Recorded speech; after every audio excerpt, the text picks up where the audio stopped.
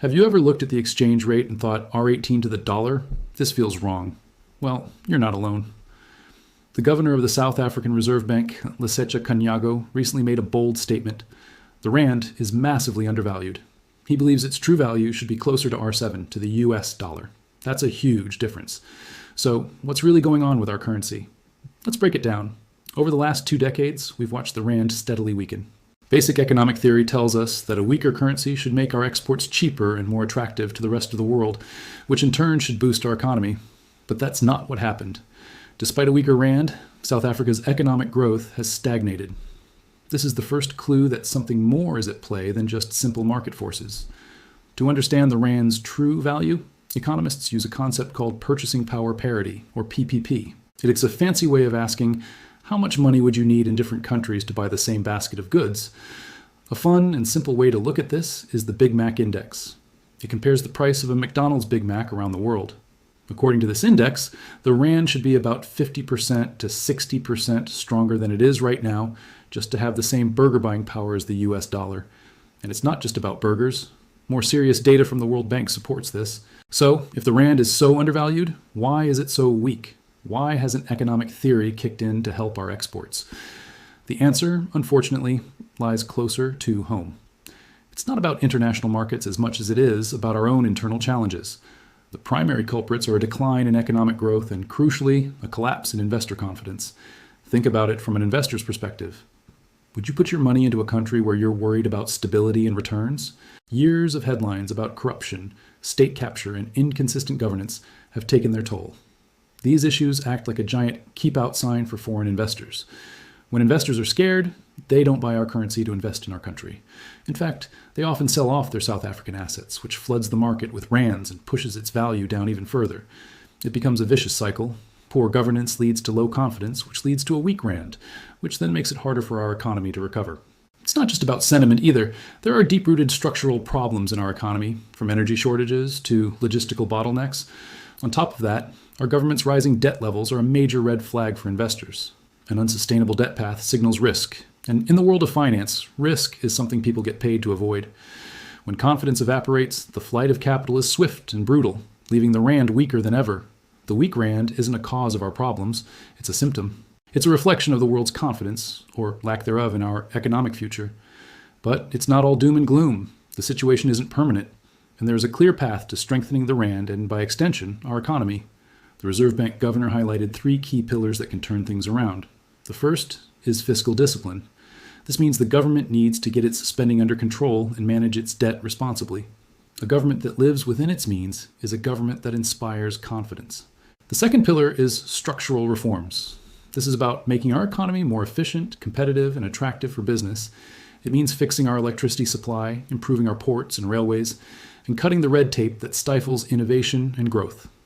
When businesses can operate smoothly and profitably, investment naturally follows. Finally, and perhaps most importantly, is effective governance and a real crackdown on corruption. A country with strong institutions, rule of law, and zero tolerance for corruption becomes a magnet for long-term investment. When investors trust that their money is safe and that the playing field is level, they are far more willing to invest. These 3 factors, fiscal discipline, structural reform, and good governance, work together to create a stable and predictable environment. That's what attracts investment, increases demand for the rand, and helps it return to its true, stronger value. Now, you might be thinking, but wait, isn't a weak rand good for our exporters? It's a common belief, but the reality is more complex. While a weak rand makes our exported goods cheaper in dollar terms, many of our exporters are also importers. They need to import machinery, technology, and components to produce their goods in the first place. When the rand is weak, the cost of these essential imports skyrockets, eating into their profits and making it more expensive to expand their operations. A stronger rand can actually be beneficial. It makes crucial imports cheaper, which can lower production costs and encourage businesses to invest in new equipment and technology. This investment leads to greater efficiency and capacity, which ultimately makes our entire economy more productive and competitive in the long run. So a stronger rand isn't just about making overseas holidays cheaper. It's a vital component for sustainable economic growth and investment. For the past 27 years, South Africa has had a free-floating exchange rate. This means the market, buyers and sellers of the rand, determines its value without direct intervention from the central bank. The Reserve Bank has historically let the rand find its own level, believing this was the best policy. However, there's a subtle shift in thinking happening. The SARB now believes the rand has matured enough to consider a more balanced approach. This doesn't mean they'll start fixing the exchange rate, but it does signal a willingness to use other tools to create a more stable currency environment. One of the most powerful tools they're considering is a change to our inflation target. Currently, the official target range for inflation is between 3% and 6%, with the bank aiming for the midpoint of 4.5%.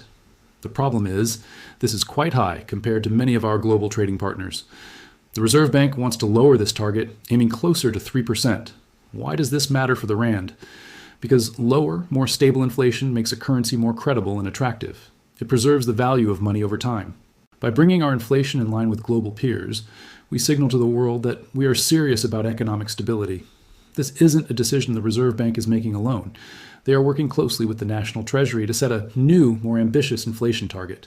Both institutions agree that our current inflation levels are too high, and the 3.0 to 6% range is too wide.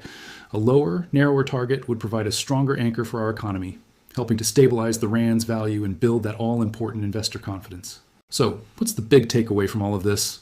The weak rand, sitting at R18 or R19 to the dollar, is more than just a number on a screen.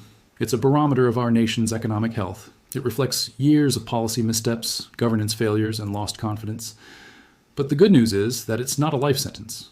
The path to a stronger rand, a rand closer to its real value of R7 to the dollar, is clear. It requires disciplined government spending, bold economic reforms, and an unwavering commitment to rooting out corruption. It always about creating an economy that works for everyone and inspires confidence both at home and abroad. If we can get that right, the rand won't need any artificial support. It will strengthen naturally, reflecting a country that is stable, growing, and open for business. The R7 rand isn't just a fantasy, it's a potential reality if we make the right choices. Thank you so much for watching. What are your thoughts on the rand's value? Do you think we can get back to a stronger currency? Let me know in the comments below. And if you found this video informative, please give it a thumbs up and don't forget to subscribe for more content on the South African economy. See you in the next one.